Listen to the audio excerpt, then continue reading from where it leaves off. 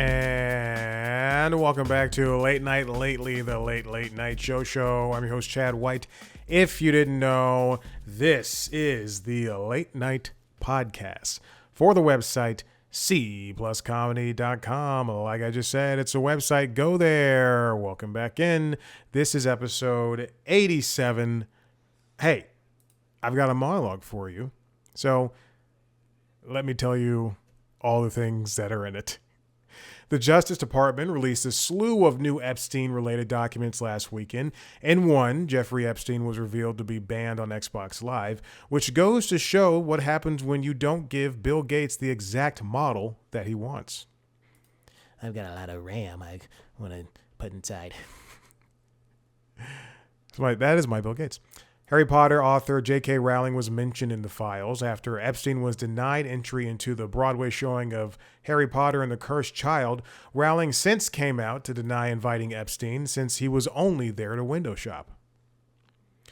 The Athletic polled 58 current NFL players about their feelings regarding Bad Bunny performing in the Super Bowl halftime show. And based on responses like, I always think it should be an American, I think they're trying too hard with this international stuff, and suggestions that Michael Jackson and Chris Brown should be performing, I've never rooted for CTE harder in my life.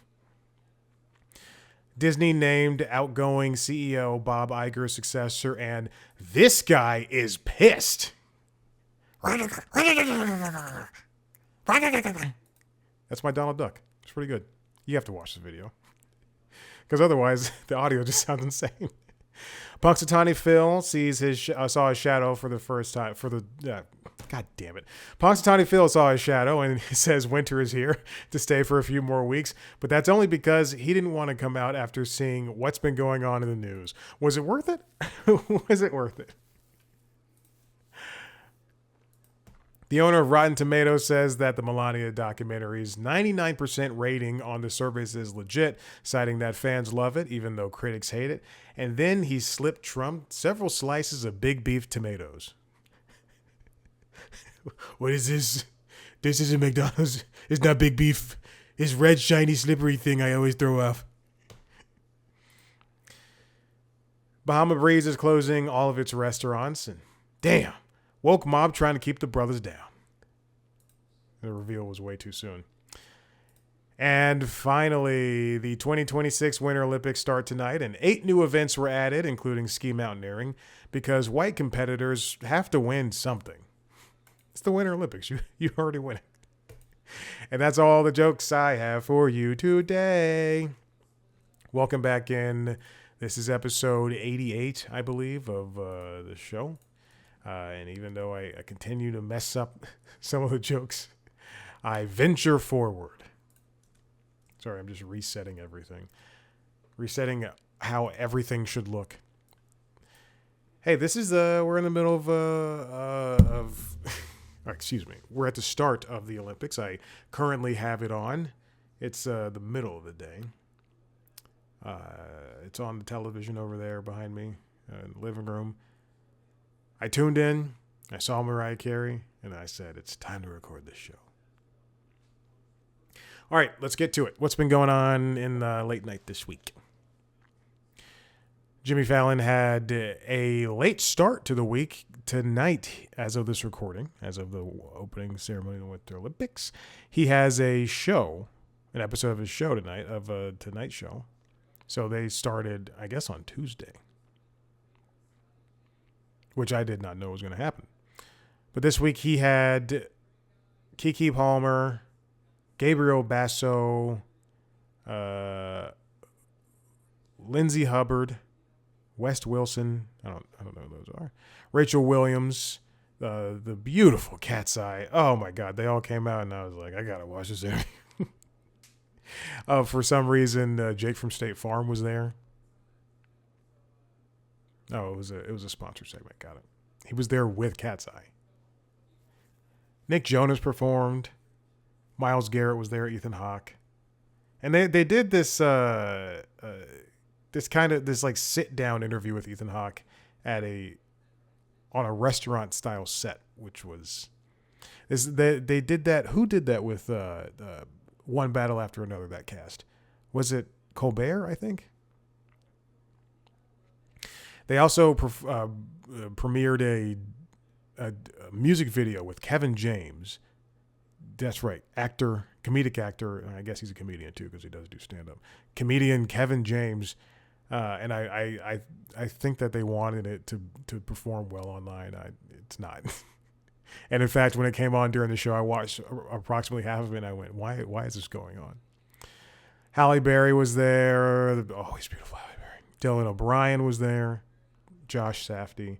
And De La Soul performed. Tonight, well, let's see who they have tonight. Let's see. I have to go to YouTube TV. Oh, there's other ways to do it. Chris Hemsworth, Mr. Beast, and Lil Uzi Vert. So, one of those is fine. On Late Night with Seth Meyers, he had just a regular old week. Alexander Skarsgård, Paul Lepel, also post SNL Alexander Skarsgård, which I guess makes sense. Paul Lepel, Haley Lou Richardson, Liam Neeson, Amber Ruffin was there to promote her new Off Broadway show. Kaylee Cuoco, James A. Caster just caused a lot of chaos, and it was so fun. Nick Jonas and John Early. John Early also caused a lot of chaos. And then, I guess I started watching an interview. I don't know why I did that. On Jimmy Kimmel Live, he started his week off with Don Lemon, post-arrest Don Lemon. And the audience would not shut up enough. Alex Honnold, and I'll get to that in a second. Ted Danson, Duke McLeod, Cassius Culpepper performed. Michael Irvin was there. Kate Hudson. They had a sponsor segment. Odessa A'zion, Milo Ventimiglia. I can never get his name right. And Whitney, featuring Madison Cunningham. Twice this week, this happened with both Jimmy Kimmel Live and Late Show with Stephen Colbert. Look, I know if you're an avid listener of this show, and I know you aren't, and also The Daily Show. But so these three shows that I just mentioned, if you're an avid listener of this show, and I know you aren't, I despise applause breaks. And worse so, I can deal with those a little bit more than I can deal with people chiming in and interjecting. We're not on Arsenio. We're not on an episode of Married with Children. We don't need, there's no commenting between the host and the audience. And it's getting way worse. It is getting way, way, way worse.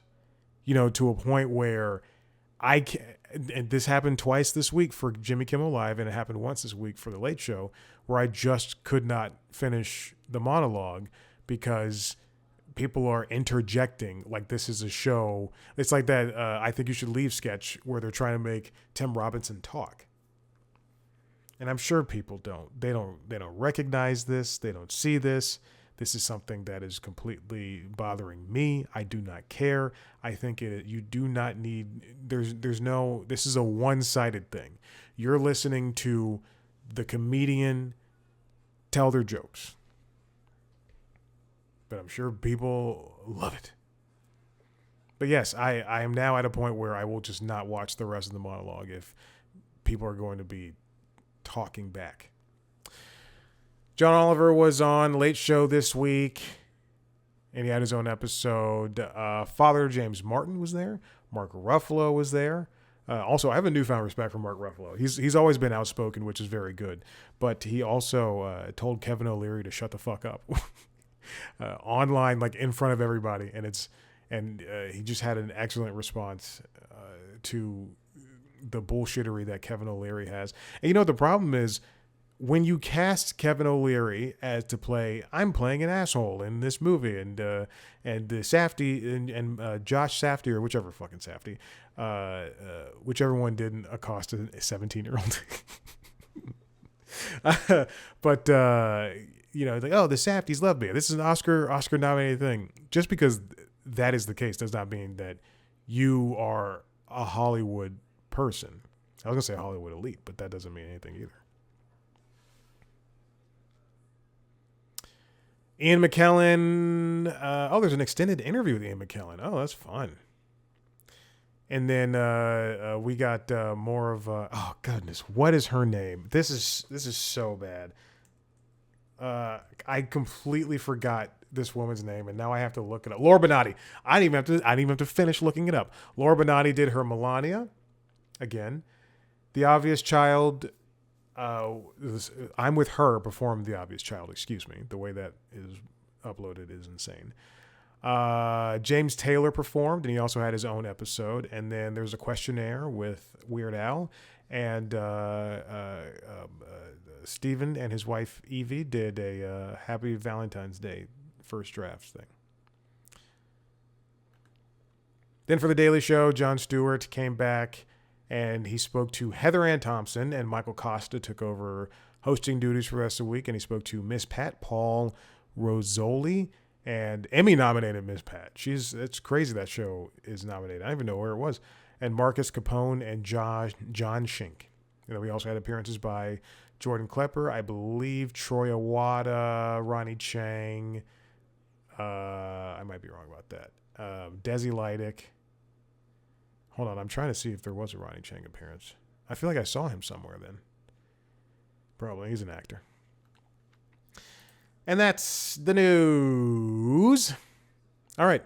Now, in terms of things that happened in late night news, usually there's nothing, and this week there's 3 stories, so that's great. What is that? That's the wrong thing. Where's Google Chrome? No. Oh, goodness. I don't know what's going on anymore, guys. Oh, here we go. Okay, this comes from Variety, written by Jazz Tenkei.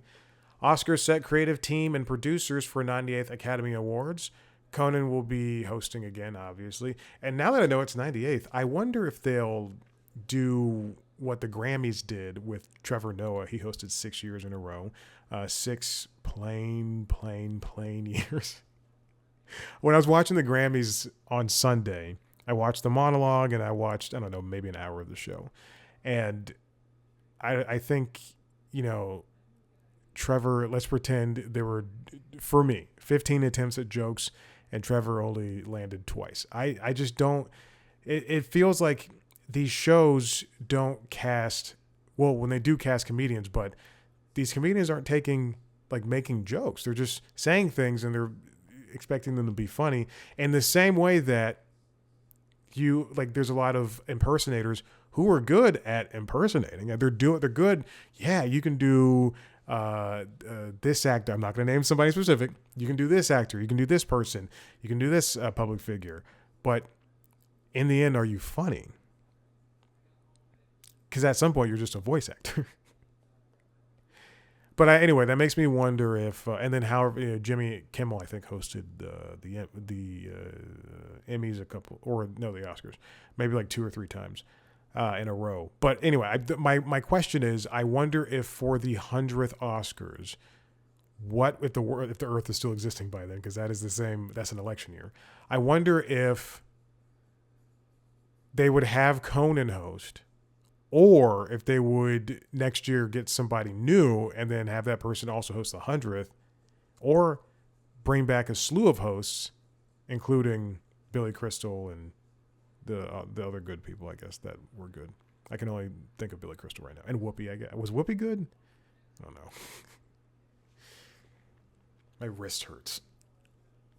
I did hang cling step ups, and it wasn't a heavy weight because I'm in the middle of deloading right now. Well, I'm at the end of deloading, but still, it's anyway, doesn't matter.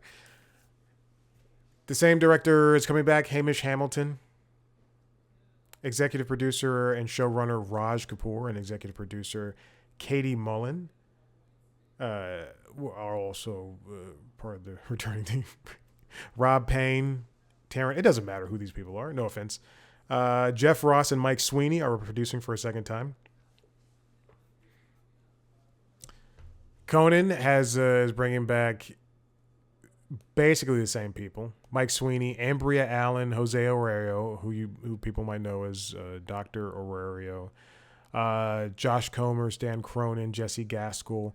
A lot of these names are familiar because they worked with Conan on his last TV show, on his last, what's it called? Late night show, Conan on TBS. And some of them are also on the Conan Travel Show. And they also, and a lot of these people have worked with him previously, just in general.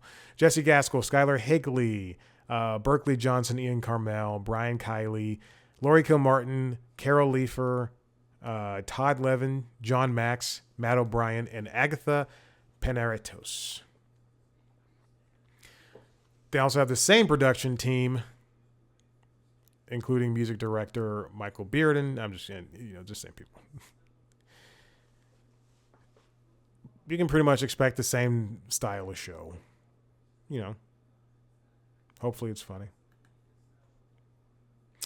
On this one comes from Deadline, and it's written by Dominic Patton.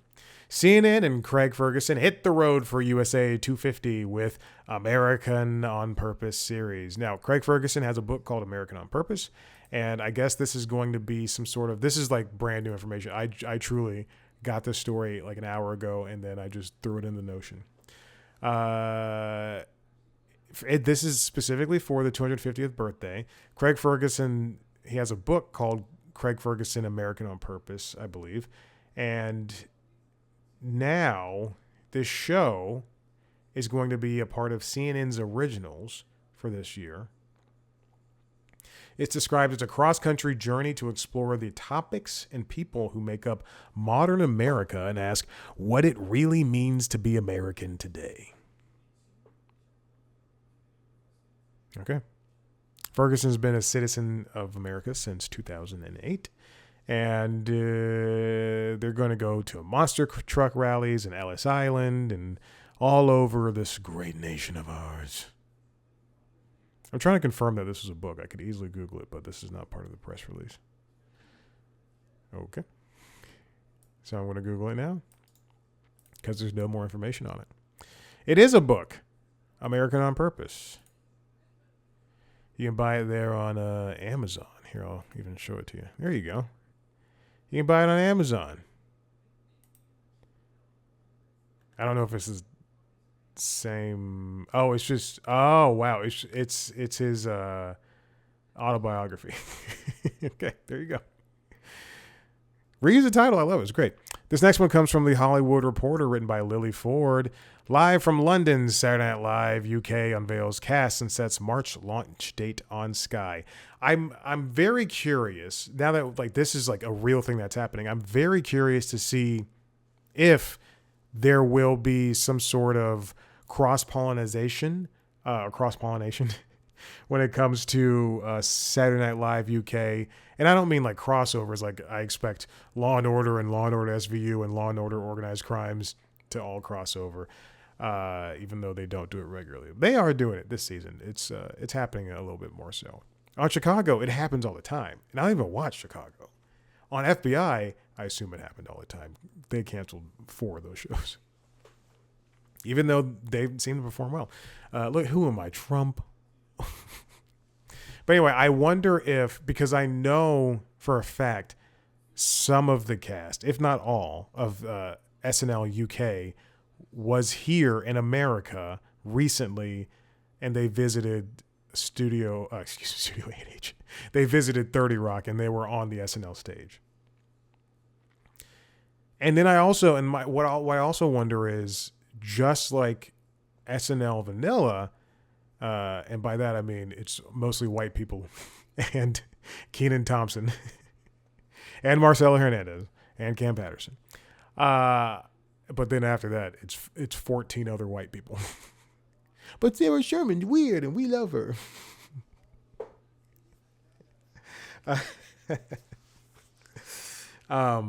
I wonder if SNL UK rather, will upload the sketches in the same way that SNL does to YouTube for everybody to see. I don't expect that to happen. Sky has revealed the cast of 11 comedy players who will lead the inaugural ensemble of SNL UK, the first British incarnation of NBC's legendary late night sketch show. I want this to do well. How many times has a US show succeeded in the UK? A US show, and then they spun something off into the UK. It's usually the other way around. It's going to be 6 episodes, and it's going to kick off March 21st. And of course, Lorne Michaels is EPing, and it's going to be live. It's going to be the same thing. Okay. The new cast members are Hammond Animation, Ayode Bamgoboye, Larry Dean, Celeste Dring, George Fouracres, Anya Magliano. Oh shit, I didn't know. Oh my God, really? I didn't see that in the picture. That's fun. I like her. She's funny. Annabelle Marlowe, Al Nash, Jack Shep, Emma Seedy. Oh, also know her too. And Patty Young. I guess I should have looked at the picture. You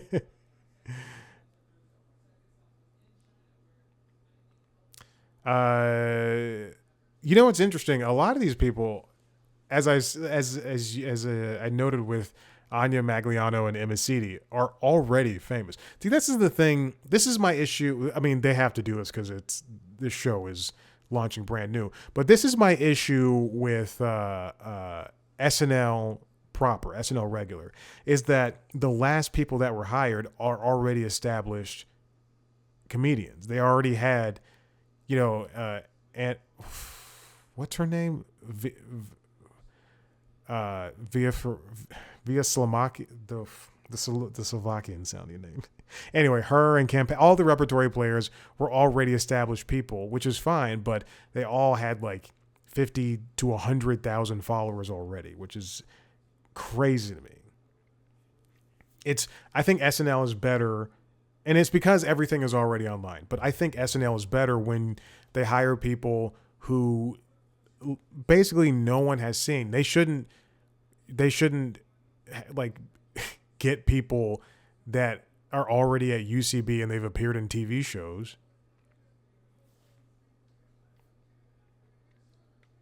Anyway, SNL UK is really gearing up. Really gearing up to be what it is. I hope it succeeds.